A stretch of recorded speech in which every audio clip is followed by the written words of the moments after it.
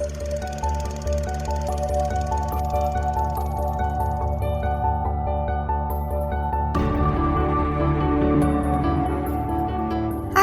I'm Sophie.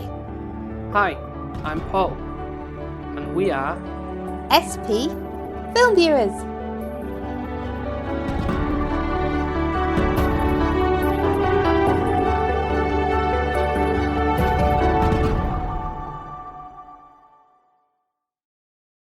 So it's time for our first time watch together of 2023. Yeah. Pretty confident this is going to be a pretty good one. I've heard Don't say very that. good things about this movie that just came out. Well, before Christmas, I think it was released. It is a 2022 film. I feel like this is like a bit like Licorice Pizza, where it was kind of like a. That's high. Hear me out. By that I mean like it probably came out festival season, Like but an at the independent film. yeah, I think it had a cinema release before Christmas, but One of those that was hard. I feel to like get. one of those rare That's why you screenings. compare Yeah, it to Licorice Pizza. Okay. yeah. I'm not going in with high Independent. expectations because the last couple of ones that we've had where neither one of us have seen it, like 2022, they weren't that great. Such as Don't ask me that. You know I can't remember. I just Why know is that it- I know that we kind of had a bit of a. It was better off when you were picking them and you already vetted them. right? Okay, I think it seemed to be a bit of a pattern where the ones that we were watching were just not as good as what we thought. So fingers crossed we're gonna. yeah. Give it a high score. Yeah. Yeah, I know. I say a lot of people giving it high praise. It can go either way though when that happens. I know what you mean. Critics and actual people. Even though we're views. we're a film review, not a critic. So that's the difference. A critic criticising. I don't know. We're reviewing it. Yeah. It's such a nicer way of wording it. Right. So, did I say what the film's called? No. So, well, But you I'm sure guessed from the people can title. read. from the title. So, the film we're going to be talking about is Aftersun. And What? When you get burned, you put. Is that literally it? Yeah. That's the And whole meaning behind the story. yeah, so it's like a father and daughter relationship, and Oh. the father is Paul Mescal, who was in that very good Normal People TV series we watched. If you remember, it was like the on-off relationship with. He's the father. Yeah, he's the father. Oh right. Yeah. That's thrown me right Yeah, off yeah. because I know who you're on about. Yeah. But I don't know. He just doesn't look old enough to be. So how old's the kid? 11-year-old. Ah, okay. Yeah. Fair enough. Because he's still quite young. I thought the father was going to be a lot older. Yeah. And looking at the synopsis, it says she's called Sophie. Oh dear. I wonder what their relationship's like then. Well, I'll read you what it says. Did she normally beat her dad up when she was little? If that's the case, then it does sound very true that somebody's written my life. So it reads, at a fading vacation resort, 11-year-old Sophie treasures rare time together with her loving and idealistic father, Callum. 20 years later, Sophie's tender recollections of their last holiday become a powerful and heart-rending portrait of their relationship. So you tell me he dies? How should I know? He does! He dies! From that, I think he dies. Why have they not gone on holiday since? Is it because he's dead? I don't know. Am I reading too much into this? I'm already going in thinking I'm going to get upset.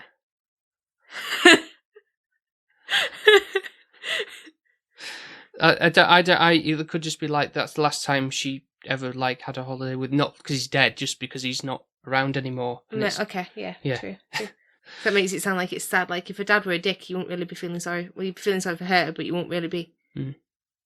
I don't know. No. Well, we'll have to watch it, won't we? You will, yeah. And then Paul will get a slap if he dies. Make you feel, though. I think that's the I intention. don't want to feel. I feel far too much more than a normal human does. You know that. And I think too much compared to a normal human, so. I just also like note that watching this on Mubi, which is like another subscription service, but like a trial period where I think at the time of recording, I think it's still hopefully available to people where you can get like sponsorship here, but 3 months for £1, and there's like a fair few movies that added to the list, like I want to see for a while, or that have come out recently. It's like, oh, I didn't get the chance to see like last year again, like things that like up my kind of street, the drama stuff that's high praise. So shout to get on that if you want to watch this before listening to our thoughts after the fact. Idea to do that. And I know that you can do it through Amazon Prime subscription. It's like a separate subscription on top of Amazon Prime Video, so that's how we're watching it. So exciting. Yeah. So looking forward to. I'll just let you set that up because I don't know what you're on about. It's already set up, ready to go. That's fine then. I'm excited but apprehensive. Okay. So we'll be back very shortly with our thoughts.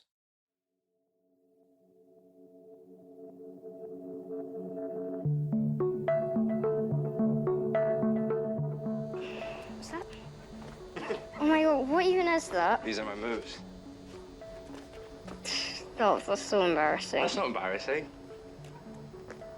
Wait, I was going to interview you. Where were you? What were you going to interview me about? I don't know. No.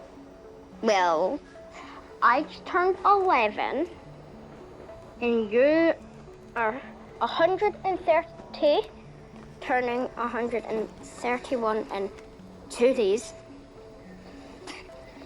So, when you were 11, what did you think you would be doing now?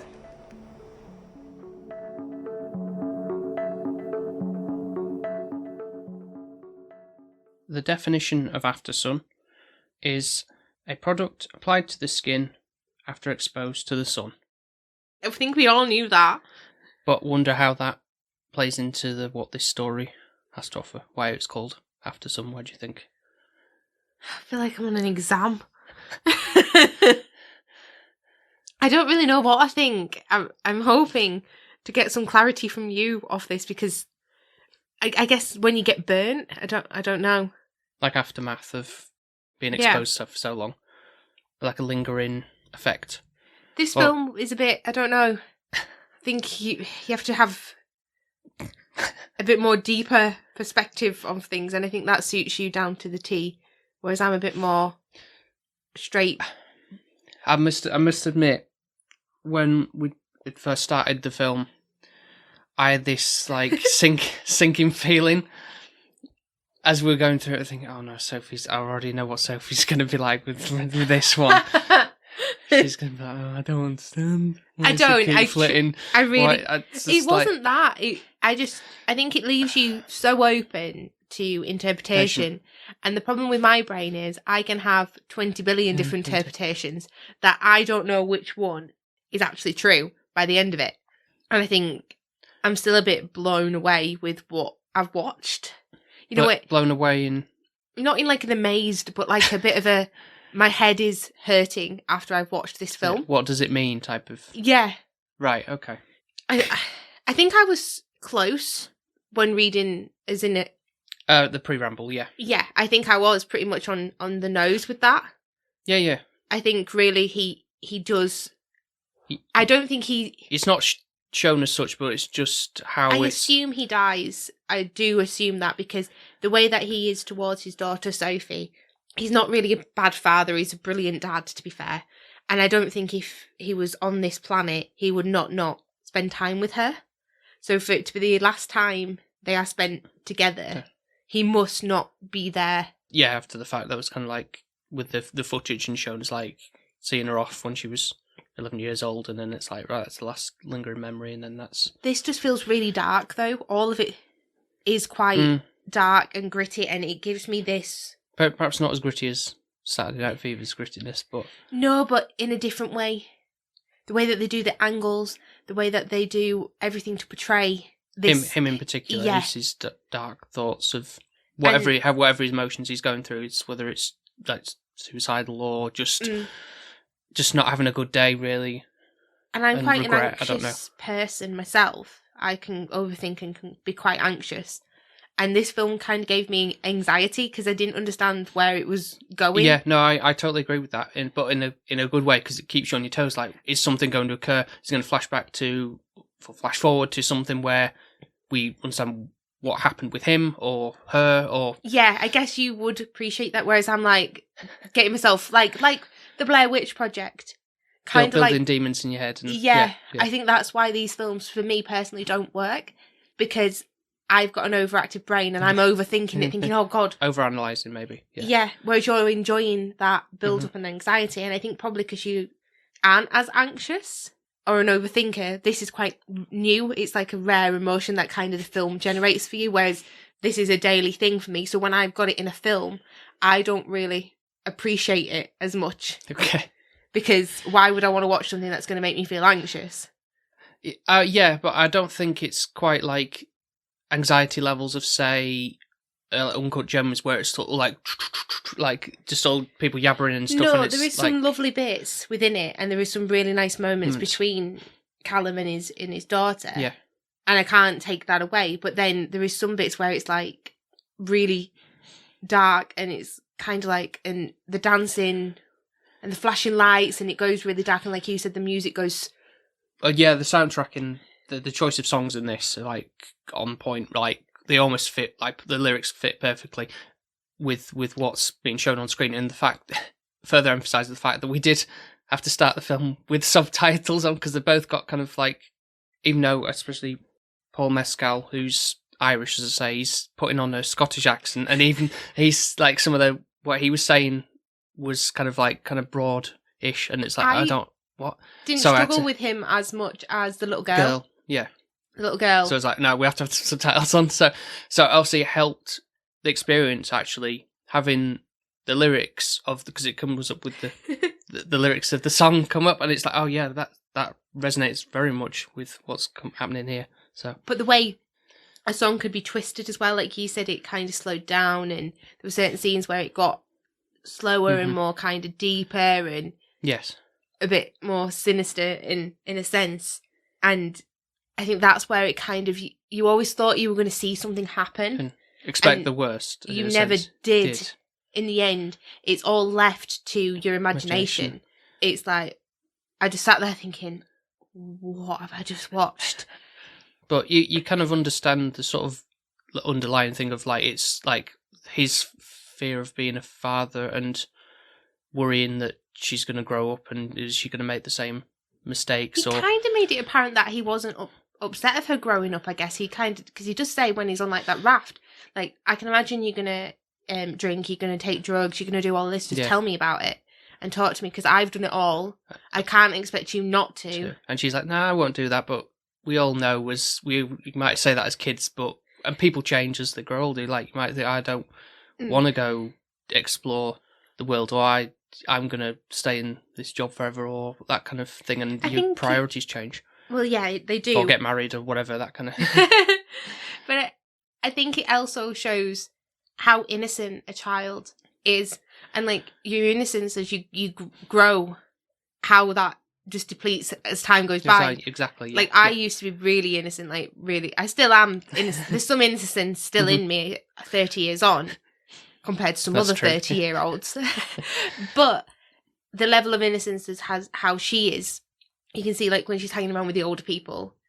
Yeah, she's still quite naive and young, but wants to be in with the in crowd and act older. Yeah, hanging out at the bar and drinks and stuff, and like, kiss a boy sad, and all that kind of stuff. To be fair, because it's funny how when you're young, all you want to be is old.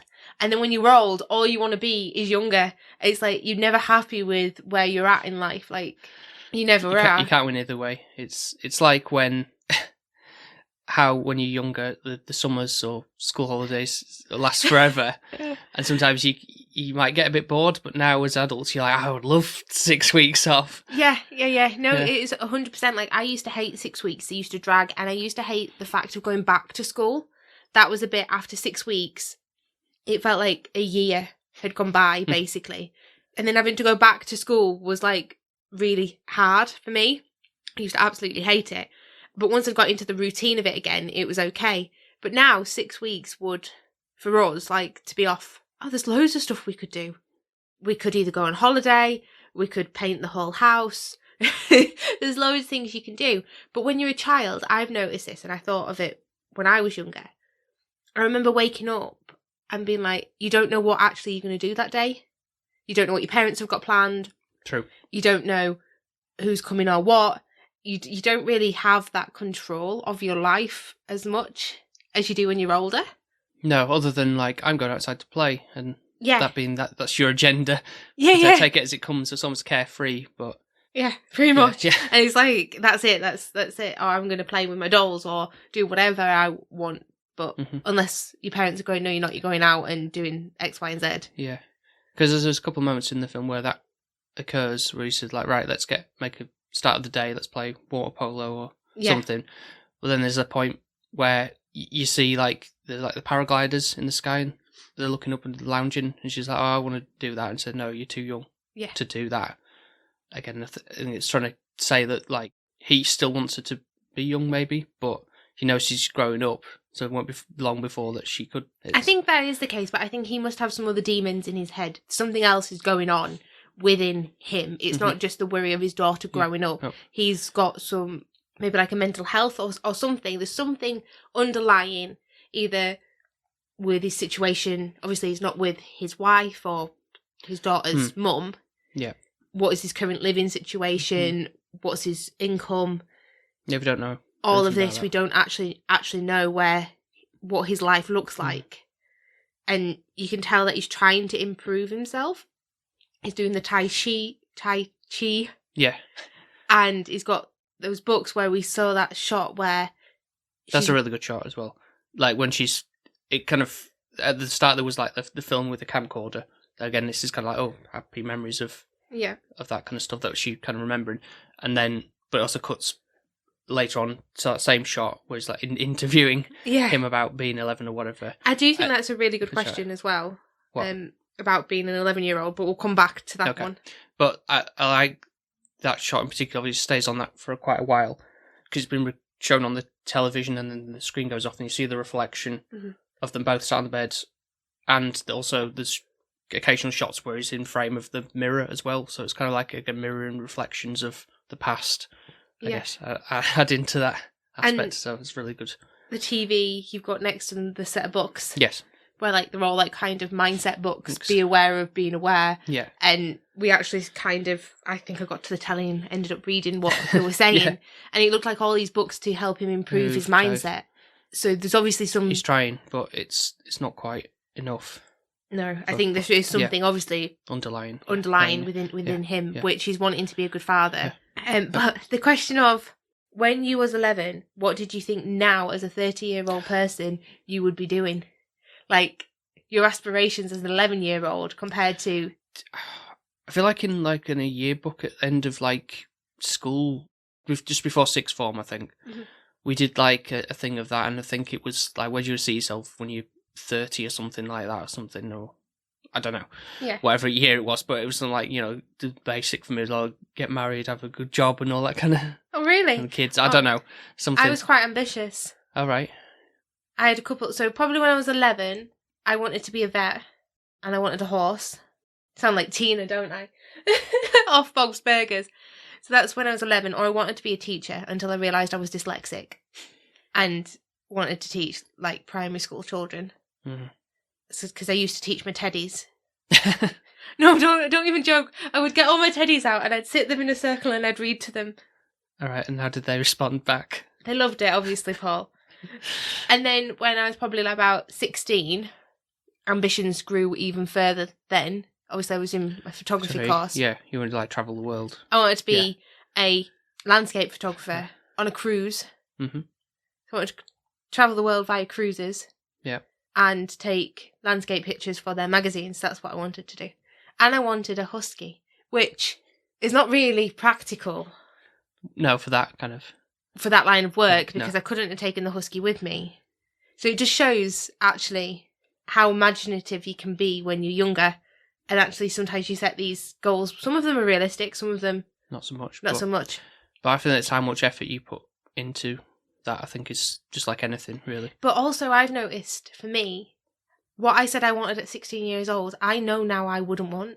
That's what I'm saying about, like, your career aspects or just life aspects can change completely. I love being a home bird, so why the hell would I want to be travelling the world?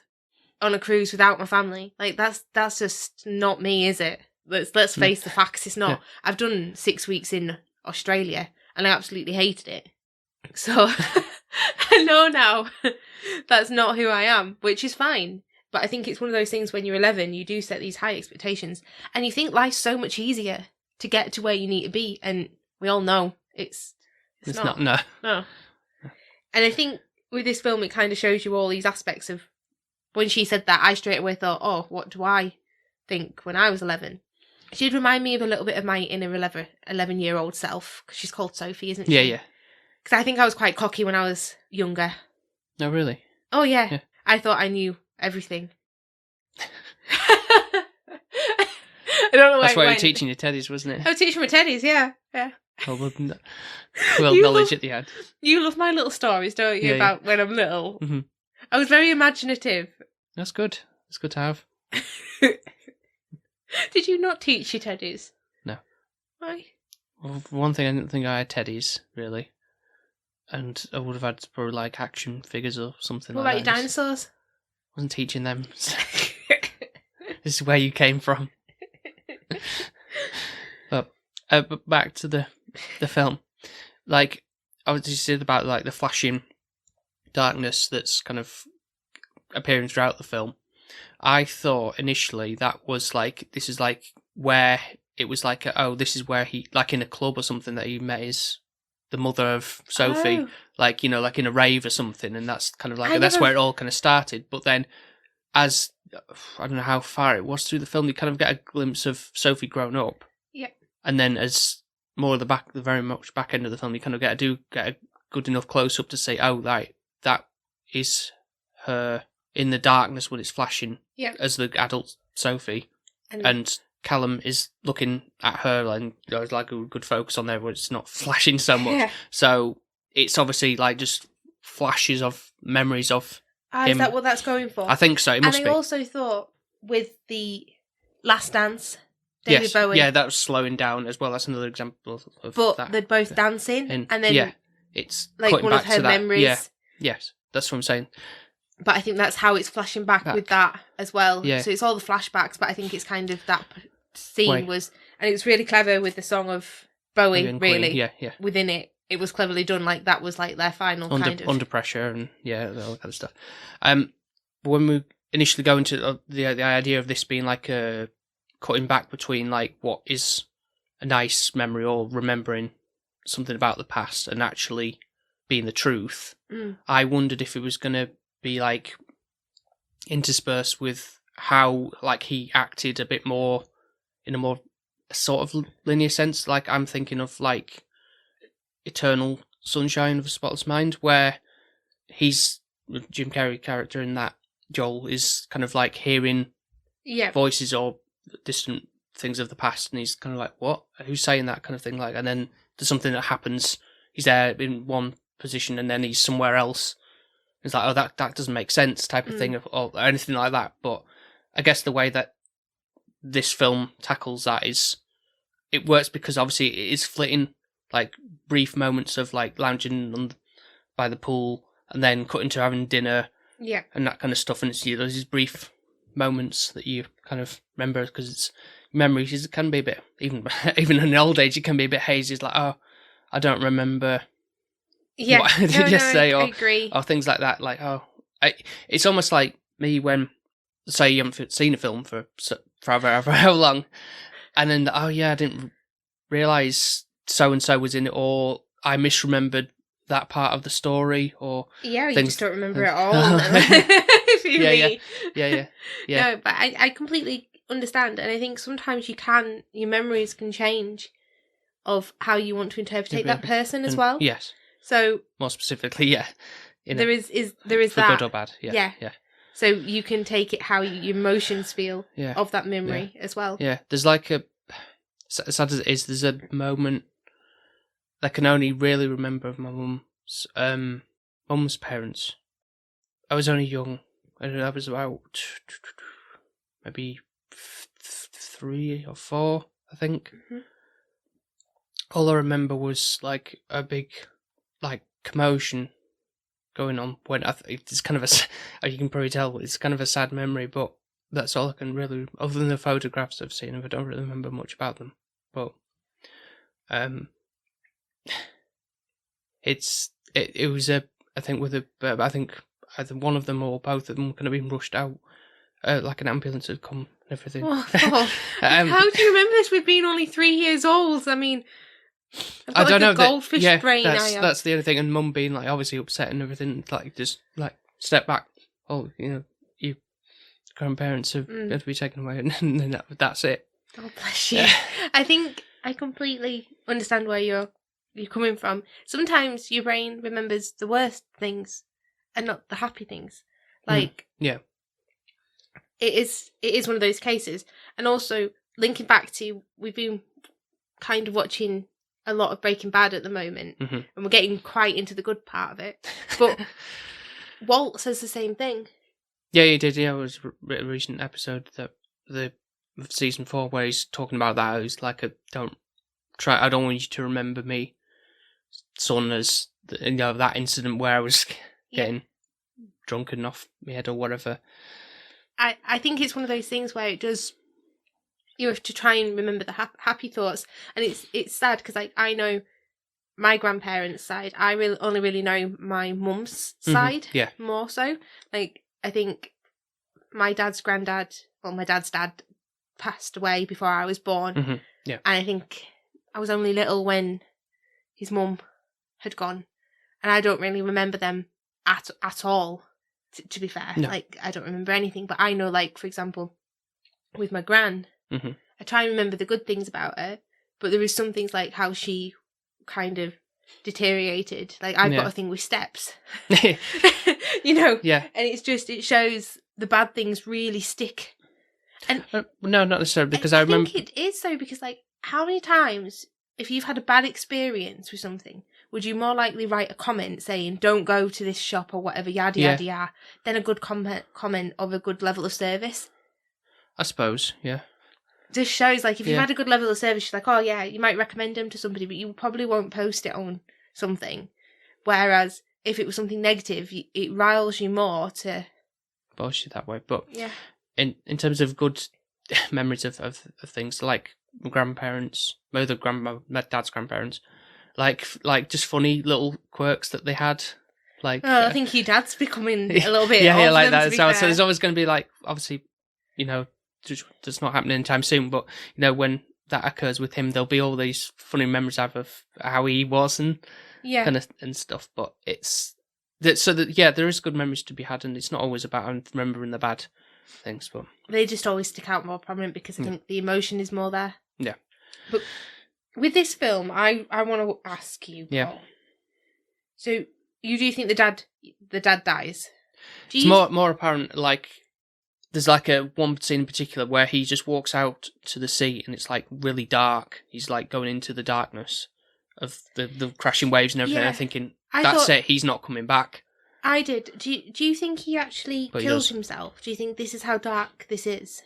Do you think it's more like a suicide? Because that was one of my options, because obviously with him going into the water like that, that is suicidal. Yeah, that seems final, but it wasn't. He's back at the... But is like it that what occurred? What was he thinking? Did he kind of change his mind at the end of it and go like, not today, or tried to survive it? I think that's why he hurt his shoulder. Yeah, I think that's what I linked with that. Like when Sophie was asking, "What do you do with that?" But do you think in the end? Thinking of that now, just now, at the start of the film, he's in a cast, and thinking, well, are we going to know what happened there? So maybe there was another incident where he tried to kill himself and he failed to do that, and he just ended up hurting his arm. And he could well have done, like you say, there was a parallel shot between the two of them, between the two rooms, and it's like he's bleeding out a little bit. At least he's accidentally cut. I don't think he was going to going to slip my wrist or anything. No, he was trying to get the cast off, wasn't he? Whether that's just another incident where he kind of changed his mind, or he just didn't happen for him to kill himself off. I don't know. But sorry, what were you going to say before? So I'm just wondering if, in the end, is it like a suicidal act where he actually does kill himself? Is that like kind of how you're seeing it, or was there something physically wrong with him anyways? Like kind of like Breaking Bad, where he's got like cancer or something like that, and he's just not telling people, so he wants to end it sooner. I don't know because these are all these thoughts. I know. It doesn't, because at the moment where he says like, "Oh, I'm feeling tired," but it's not like I've got a cough or anything like that. So there's nothing necessarily cancer. Or... Like he's just, his mental health is not there on that day. He's just not feeling like he can. It could just well be that, and he may well have done it. I feel like that seems to be apparent that it would be potentially suicidal. That would make more sense to me how Sophie is when she's grown up, because you can see her innocence has gone. When she's older, I think she's a lesbian, I assume. And she's presumably adopted a baby. Or like a surrogate, so she could be... Either one of them could have been pregnant with the son. Mm-hmm. So some genetics are there, so it could be that. But it shows how she shifts, and her adulthood is a lot darker. She's wearing the black jumper. She looks like the life has been sucked out of her. A lot darker as well, because you made a note of like, she likes the colour blue, and like she said, like, I want to paint my room yellow. Whereas younger, Mum won't let me. I wanted to paint my room yellow. That was my favourite colour. And then like I say, it's all like dark and dreary. Life has got a hold of her and just made her like, oh God, get with the programme of like the real life here. You can't have all this colourful stuff. That's just how life's taken you, type of thing. That's probably may be possibly stemmed from her dad's passing. Who knows? But I think she is a daddy's girl as well. I think she loves her dad, and she's more team dad, even though she doesn't live with him. She's on his side and rooting for him and wants to be with him. Yeah. Don't think she's got a great relationship with her mum. I guess not, no. We don't see her at any point. So I feel like this makes it harder. You hear her on the phone quite a bit, but she doesn't speak to her as openly as she does her dad. That's only because we got shots, the film is focused around the two of them, so... But even the Callum... Which kind of makes it more that it is, like, he's more her favourite, really. I guess, but also he asks, how is your mum? How are you and your mum now? Are you getting on better? Yeah. So he does say that to make you think, well, they're not really that close. I think he knows as well that he's coming to an end with certain things that he's teaching her, like how to take like self-defense, like if somebody grabs you, how to get out of it, and like the urgency of it being so important. Yeah. Instead of like, well, I'm going to be here to protect you anyways. It doesn't matter. It's kind of like, no, you need to protect yourself because I'm not going to be here, I guess, to do that for you. No, I know what you mean. And it's so sad to see somebody, because obviously we worked it out, he's turned 31 or 32, was it? Yeah. So he's either 19 or 20 when he had a child. And no disrespect to anyone having a child early, but compared to me being like in my 30s now, compared to my 20-year-old self, I definitely can see a shift in them 10 years. Yeah, absolutely. When I was 20 years old, I don't think I could have really looked after a child, personally. I don't think I could have. A lot of things have as say, shift as you get older with personal tastes and things. Yeah.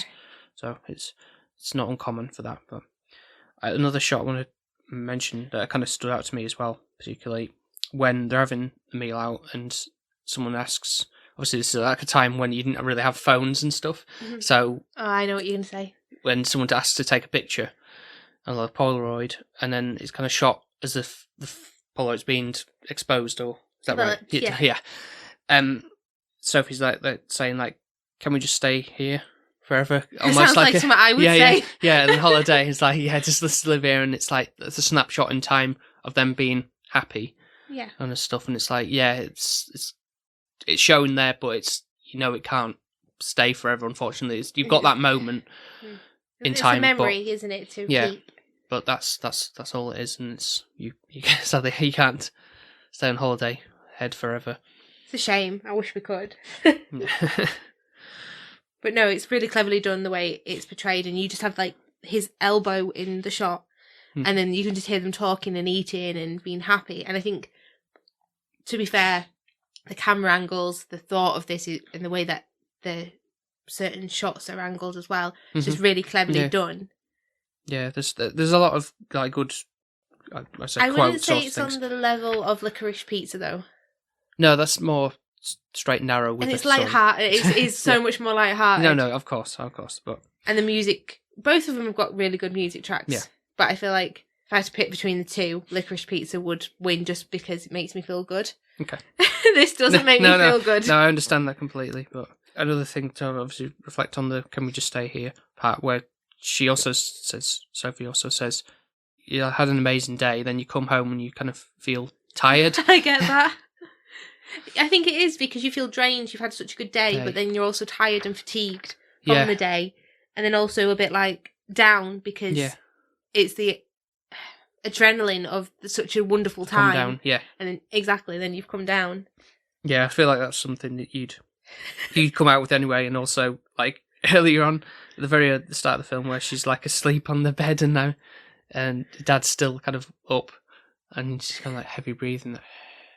Long shot of that while he's doing I don't know, weird sig dance. Yeah, maybe it's kind of again like his self-help Tai Chi type of thing or something. I thought he was going to jump off the balcony at one point. I really did. Like there was a shot of that where he was kind of standing like, oh god.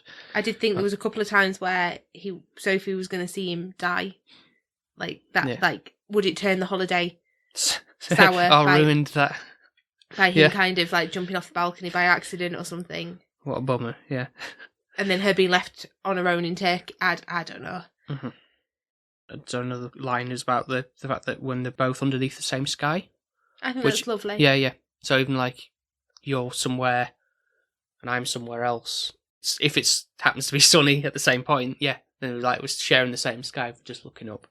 Yeah, unless you're in Australia and then like when we were apart, like mine might be morning and yours might be night, but still got the same sky, but just... Yeah, it works to a certain extent. Yeah. Still a nice thought though, to know that you're nearby, still on the same planet. Okay. I think it's looking up, like, oh, in heaven or watching over me type of thing. That's nice sentiment there. The hotel itself, though, obviously a lot of construction going on. It feels like a bit of like a Butlins kind of.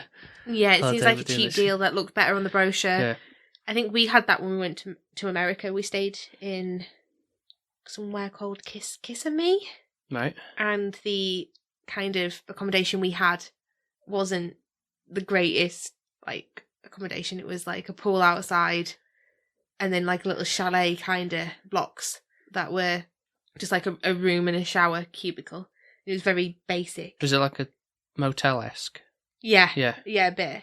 Did have like an arcade room and such, so it did have other places that you could go to that were better. Yeah. But actually within it looked a bit dingy, but on the brochure it looked amazing in comparison.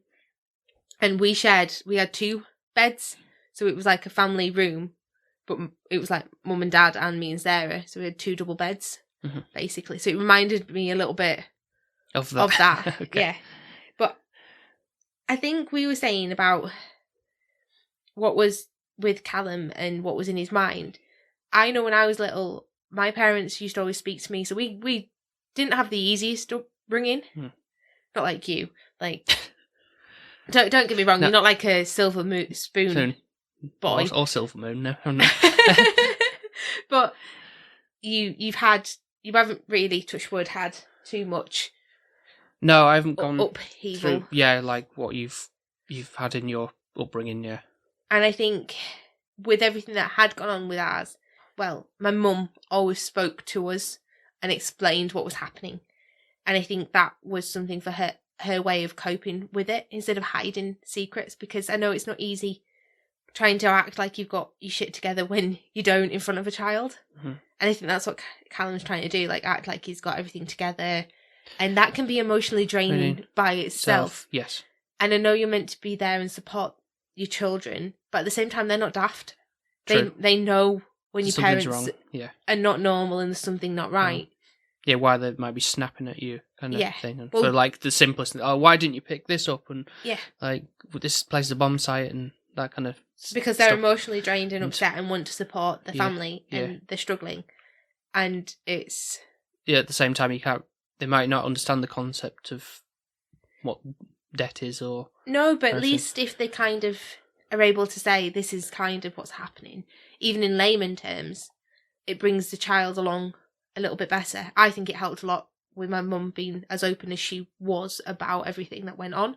Because I think otherwise there'd have been a lot of confusion, which would just been harder for her to explain. I guess. But then it's also not as much a burden, but like putting worries on a child, I suppose, in a way. Like, you shouldn't be experiencing that as a little girl or boy. But I guess it makes you who you are. I suppose. I don't think anything of my life now, I think it's one of those things I just wouldn't change it because I wouldn't be who I am today. And that's how you have to kind of see it. Yeah. But I think in the end, I just feel really sorry for Sophie for losing her dad so young, and for then how her life pans out. Like, obviously she's got a kid, she's got a partner, but she's seeming to have the same problems as her dad did. And I think if you'd have spoken to her, her adult life might have been a bit easier. Could well have been, yeah. There we are. I think that's kind of the basis of things I want to talk about. There's a lot of like clever cinematography, as I say, and stuff, and like imagery and stuff that you kind of, I think personally for me, like on a second watch, especially, I know like what the flow of the story goes now, as opposed to like going like, oh, I don't know where this is going type of thing. But I think there's probably nuances to pick up on a bit more. I would definitely watch it again. I'm not outwriting it. Okay. I think because then I know what I'm coming into. I think initially I thought the dad was going to die, but I didn't know how. And I think because I'd already got that in my head, coming into it, I think it would help now knowing what I know. Rewatching it would probably be more enjoyable for me. Probably see some more hidden gems within it that I could definitely think that tie the jigsaw together. I think this was definitely one of those ones that benefits of a rewatch. Not tomorrow. Like, no, I have to wait a little bit. I think personally for me to rewatch it. But before I go to my scoring, because obviously it's my turn to do that. Well, I can only apologise for. I'd going into this thinking it was going to be not as, in quotations, far out in terms of like how it approached the storyline. I suppose cutting, but like I say, it might have been a bit not less jarring how that was portrayed. But I thought it was going to be like a more like. I mean, I feel like I was personally expecting to be like bursting into tears by the end of it or something. You know, like I normally am with like kind of family orientated, like father and daughter relationships, like the Mitchells. I think that's more down to music or something like that kind of triggers me. I think it's more the daughter and father connection that you're maybe wanting. I think as well. There's that. Yeah, perhaps so. I mean, I'm not a father at the moment, but I'm sure like that'd be more hard hitting if I did have a child, and these stories can develop to another level if you have a child. I'm sure, just like with anything, you don't more relatable. Yeah, more relatable as for that factor. But before I go to the scoring of this film, I'd like to bring up the fact that obviously you said about watching like this again, like immediately type of thing.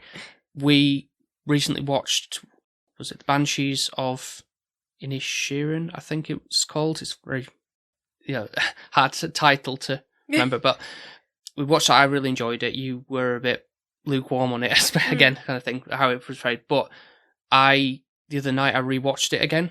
I enjoyed it that much, even though it was quite a simplistic story, and for what it was, there's something about it that brought me back to it, and it's like that's like a rare occurrence for me to. So you actually so we didn't watch that long ago. So when did you rewatch that? Because it wasn't with me. This week when I think when you were having your hard week, and I just kind of sat downstairs and wanted to watch it again on the telly. So with the fingers, like him chopping his fingers off and the donkey dying, and why would you? I don't know. There was something just drew me back to that story. I don't know what. I think it was kind of like. I thought it was awful. It was really mean. Like, don't talk to me. And then like they were so good friends, and then it just went downhill for what? Like, because you're boring now. I'm sick of you. I don't know. But interesting that you went back to it straight away. Yeah. So that's maybe you're relating to something and you want to cut somebody off. I don't know.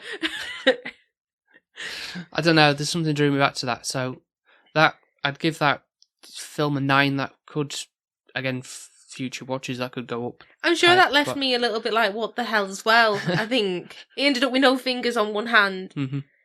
He didn't die. No, but they kind of sorted them like mutual respect. Civil war between them had ended, and that's that. Yeah. Sorry, spoilers for that film, but so like. On to my point of really is kind of like I enjoyed that. So where would I put this one? Because would I immediately go back to this film straight away? I don't think I would, because of what the content is. It needs a bit of time to digest it. I was kind of thinking it long after the fact we watched it, but I think I will still put this at around a 9. High. Because I think there's definitely more value to come back to. Initially, I thought it was going to be like a 10, it was going to make me bawl my eyes out or anything like that. So that was, you sound disappointed. Yeah, in a sense, but I still think it's high praise for what the film has to offer, and I'm very much worried about what you've got to score the film. And especially because you said you would see it again, but not. I wouldn't. It'd be a while. Just like, for example, I forgot what it was, but we had some guests on with that man in a box or suitcase. Oh, Old Boy. Old Boy. Yeah. I feel like now I could go back to that. Yes. Just like Skeleton Twins. I know it sounds daft. The first time I watched Skeleton Twins, I didn't really enjoy that. And then obviously rewatching lots of other films, doing what we've been doing with this podcast, kind of my mindset shifts ever so slightly and can change it and make me prefer them. Exactly. So, obviously, I'm never saying never. Right now, as a score. Yeah. Because obviously this film does show about growing up and everything like that. And I appreciate it being a bit more raw than just happy-go-lucky, because life isn't like that, sadly. I think sometimes that's why I like films, because I class films as an escape. Yeah, no, that's the main priority of the main reason why people do for escapism. So with this one, it didn't help me escape too much, if that makes sense. So that's why I think I used to really like the romances, because it was one of those things where it's like a happy-go-lucky guy gets girl. But then you get the level of expectation of, oh, why aren't guys like this? Why doesn't this happen to me? Type of true, thing. True. But it's one of those things where never you need it. It's there to make you feel better. Like a classic like Singing in the Rain, where if you're having a bad day, you can just put that on and that's going to make you feel better. Yeah. I don't think this one would be that kind of film. No, I wouldn't say so. if I'm honest. And that's for me why I watch a film, normally. This one left me feeling anxious, left me feeling with a lot of questions. That's not to take away that it's not a good film. I actually enjoyed more the camera angles, more the creativity of the film than actually what the film is about. Okay. Not saying the storyline's bad, it's not. It's just quite hard hitting, and I think it's a bit relatable, and I think it's just one of those things where it shows how life can get you. Yeah. So, for me, just because I'd like to have known a little bit more, and I think with a rewatch it might help me get to the closing end of how this film is. So I think, for me, it's going to be a 7, like a middle ground. Okay. Maybe that might go higher with a rewatch in like a year or two. Yeah.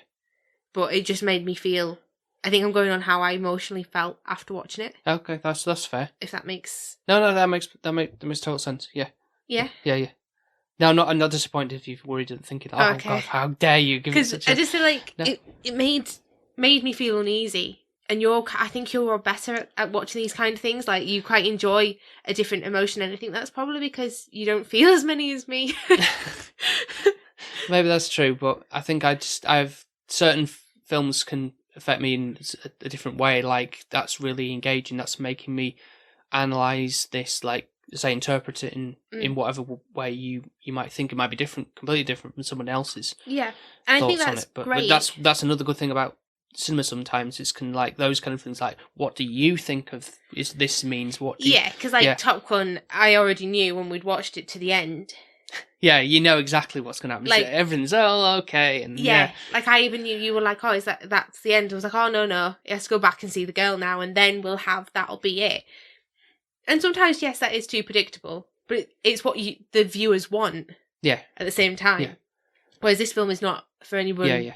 I think this there's certain films that are definitely tied to a certain audience.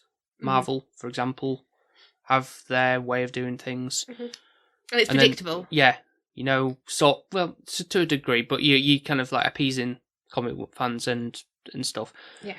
Then you might get some things that are kind of like in between that. I don't know if you, like, jumping back to like Eternal Sunshine might be a good example of that. Where it's I kind think of like that worked better, yeah, because it is that rawness, but it also gives you that good ending, which you're not sure you're gonna get. Yeah, and I think then you're happily surprised when you get that ending. Whereas with this one, yeah, it kind of maybe more of a niche audience would probably go to this. That's why I said there's certain films like this where it would be at certain cinemas for like one screening and that's it. Yeah. Because it's kind of like not everybody's. It's not worth opening.